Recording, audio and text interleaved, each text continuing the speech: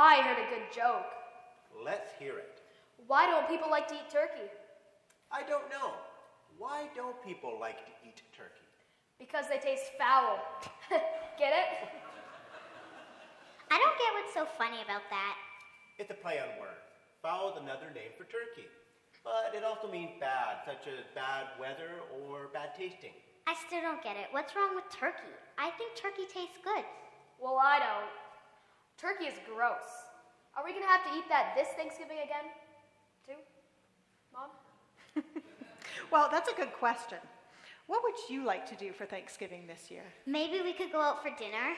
Or maybe we can order in Chinese food. That would be a different Thanksgiving. So it sounds like you're not too keen on turkey either, John? I like turkey, but I know it's a lot of work. And Chinese food would be novel. But don't we have to eat turkey? I mean, it's a tradition, right? It's what Thanksgiving's all about, isn't it? Oh, and pumpkin pie. Oh yeah, pumpkin pie. And mashed potatoes. Mashed potatoes. Well, wait a minute. Thanksgiving is not all about turkey, pumpkin pie, or mashed potatoes. Well, if Thanksgiving isn't about those things, then what is it about? Well, a major clue is in the name, Thanksgiving. Thanksgiving is all about giving thanks.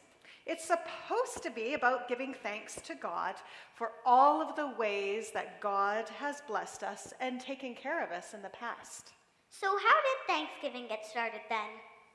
Oh, I know all about it. See, the Pilgrims wanted to go to the New World because they heard there was gold. So they jumped on the ship to go, but it hit an iceberg and sank. So the survivors set aside Thanksgiving as a day to say thanks to God for sending the ships to rescue them. What are they teaching in school nowadays? Yeah, like where does the turkey come in? Oh. Oh, that. Well, the Pilgrims weren't allowed to eat red meat because of the mad cow disease. I They just cooked up a turkey. am amazed at your ability to make things up. Are you saying that's not how the story goes? Not even close. Owen has just mixed up about 5 different parts of history. And besides, what you are talking about is the history of American Thanksgiving. Thanksgiving in Canada started in a different way. All I know is that we don't have to go to school and we get to stuff ourselves until we're sick. 2 great reasons to celebrate, if you ask me. Well, it is nice to get the day off school, and it's nice to share a meal with your family, but those aren't actually the reasons for celebrating. Thanksgiving wasn't originally meant to be a celebration in any sense of the word. It was supposed to be a day of thoughtful meditation on how God brought some people through the roughest time that any of them had ever experienced. And Edna's Brussels sprouts. Excuse me? That's the roughest thing I've ever experienced. Brussels sprouts. We don't have to eat Brussels sprouts at Thanksgiving, do we? So is that how Thanksgiving got started then? Well, that was the first Thanksgiving celebration, but it still wasn't an official holiday. What a good idea, setting aside a day to thank God for all that God has done for us. Well, Thanksgiving isn't exactly a new idea, Emma. You can read about it in your Bible. The Hebrews celebrated a festival of thanks to God for freeing them from slavery from Egypt and leading them to the Promised Land. They did? Wow, they ate turkey all the way back then? I thought I told you Thanksgiving isn't about the turkey. It's about an attitude of heart. That's what the Hebrews were celebrating thousands of years ago. An attitude of thanksgiving. Hey, let's hear that story. The book of Deuteronomy was gathered and written down long after the Israelites arrived in the land of Canaan. In fact, they had become very much settled into the land to which God had led them. Their experiences with Moses in the wilderness are long forgotten. So, too, is a lot of what they had learned about the way God had wanted them to live. Now there are divisions among the people, and while some own a lot of land with nice homes, Others are hungry or sleeping in the streets or denied justice.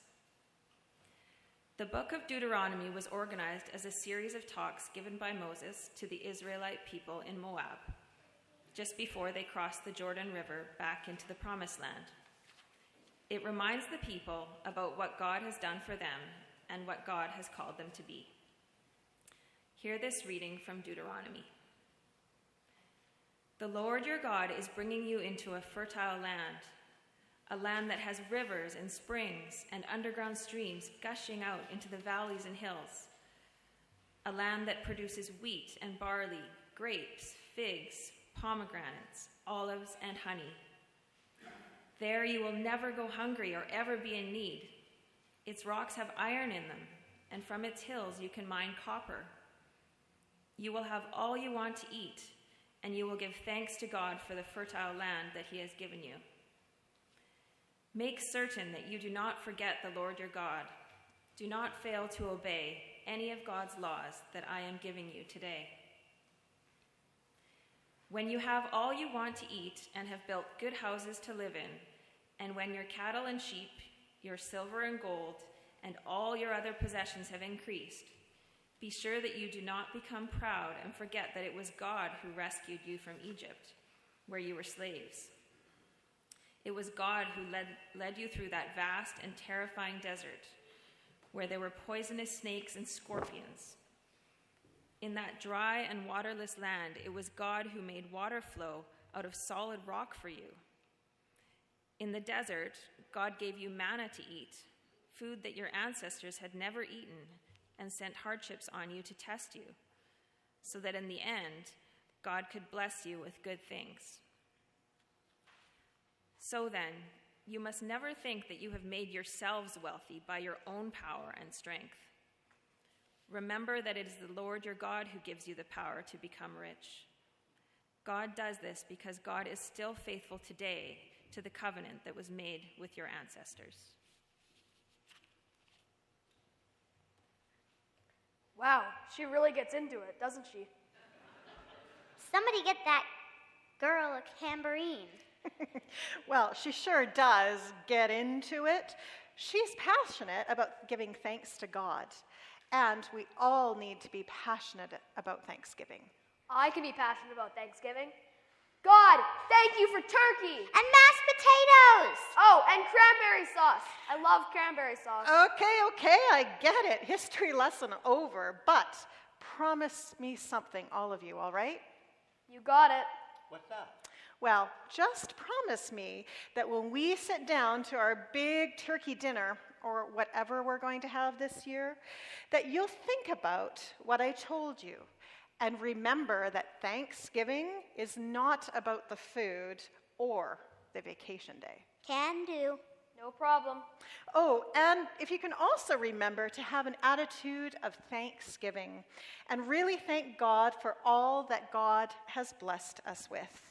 I'm telling you that doing that will make whatever we're eating taste 100 times better. Amen.